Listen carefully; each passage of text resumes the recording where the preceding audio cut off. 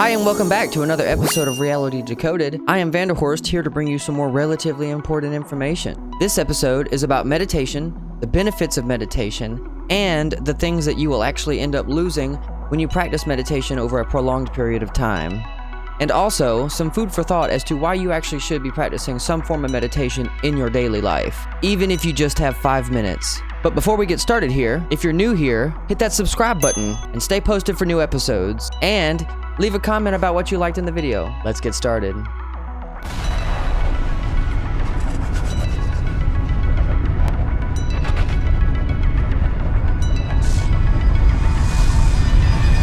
There is an ocean of consciousness that exists within all of us.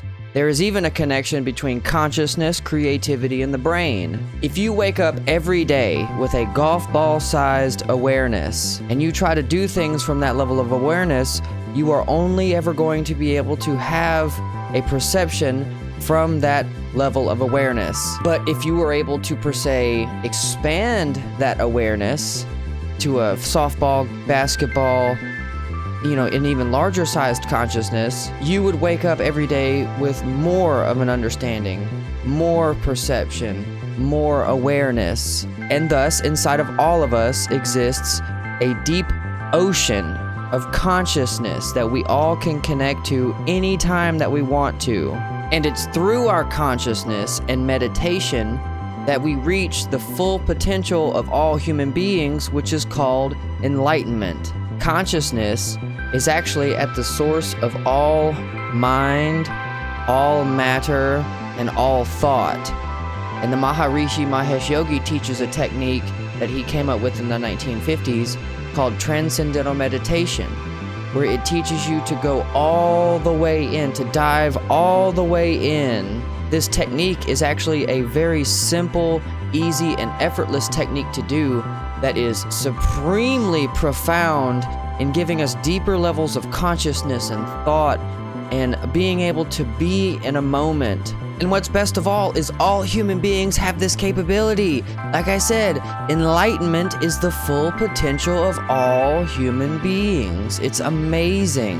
The ultimate goal of this technique is going to allow you, when you are diving within, experiencing these subtler levels of consciousness, you will ultimately be able to transcend and experience this enlightenment, this true being in the moment of now. It's at the base of all mind and all matter.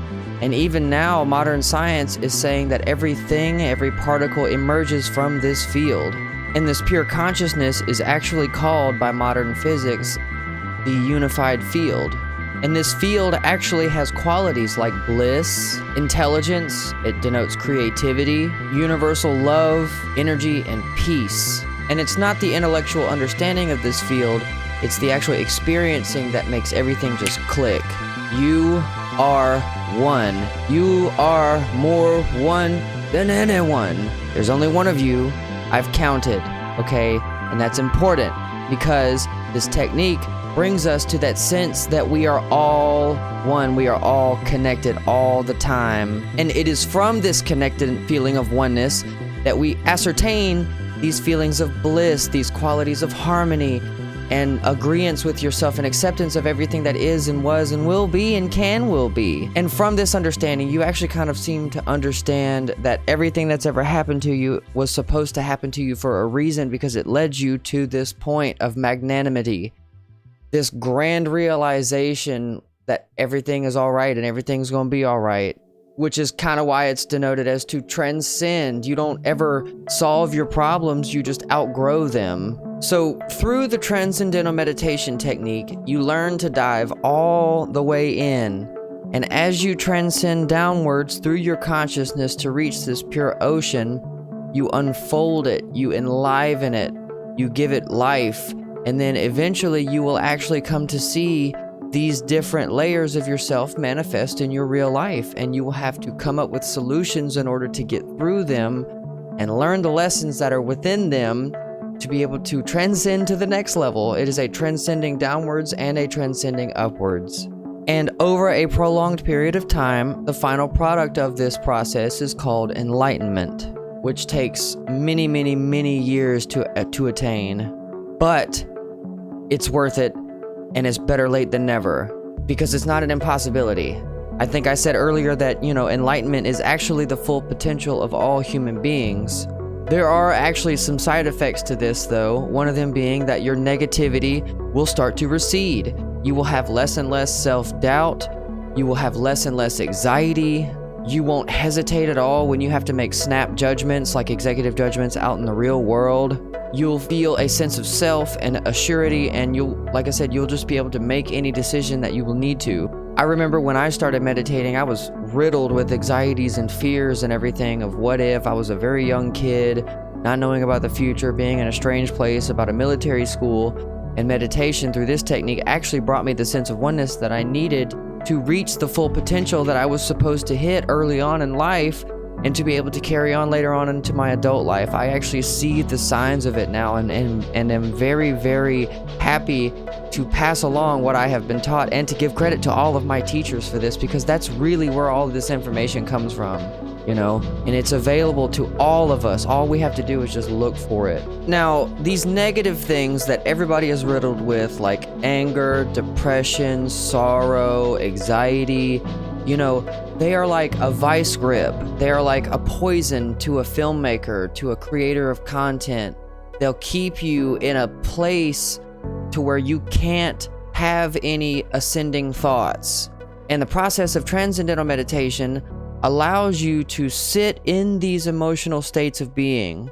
And you practice a technique, one that I use personally, called the still mind technique. And what that is you sit and you visualize like you are sitting on the side of a river, and there's a tree next to you, and there is a river flowing in front of you from left to right. Every time you have a thought, the thought will appear as a leaf on the river. And the goal is to acknowledge the thought, let it pass, and then just drift into the nothingness. And then you do this over and over and over again, stilling your mind. That's the goal. And ultimately what this will allow you to do is whenever you have a negative thought come up, it will allow you to not react to your thoughts violently. You'll be able to actually respond to them intellectually in a way that both serves you and serves the person or thing or whatever you're trying to deal with.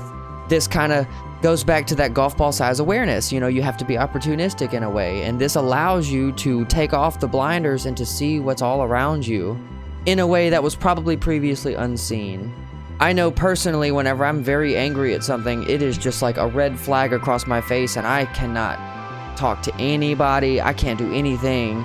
And so the Transcendental Meditation technique brings you back to the breath. It has you focus on every time you have an up or a down, a peak or a trough, you bring yourself to the breath. The breath is the moment of now. The breath controls the body. The mind controls the breath. The spirit receives the breath. Okay? And over a prolonged period of time of enough breath received, your physical body will become like your spiritual body. So if you are attached to these negative feelings all the time, you are going to result in having a negative-looking physical body, or at least one that is less than appealing. And the equal could be said for a person who maintains positive thoughts. Their skin would be clearer, their hair would be stronger, more protein in their system. They would just have a more vibrant, more healthy body due to a healthier breath controlling the body and a stronger mind controlling the breath. This is all connected. It really is, and it is absolutely fascinating to see this in live action as well.